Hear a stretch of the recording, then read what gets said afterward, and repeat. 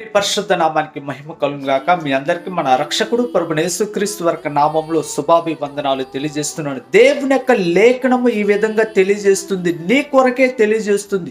ప్రియక్క చెల్లి తమ్ముడు అన్న, ఈ మాటలు వింటున్న నీవు అభివృద్ధి పొందుము, అభివృద్ధి పొందాలి. జీవితంలో, కుటుంబంలో అభివృద్ధి చెందాలి.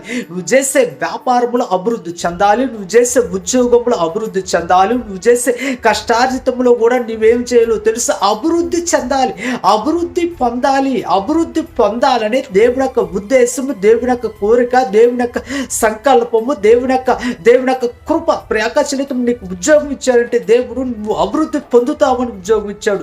నీకు వ్యాపారం ఇచ్చాడంటే దేవుడు వ్యాపారంలో నువ్వు అభివృద్ధి పొందుతావని దేవుడు నీకు వ్యాపారాన్ని ఇచ్చాడు. దేవుడు నీకు కష్టారితం ప్రతిరోజు ఇస్తున్నాడంటే నువ్వు కష్టారితంలో కూడా నువ్వు అభివృద్ధి పొందుతావనే దేవుడు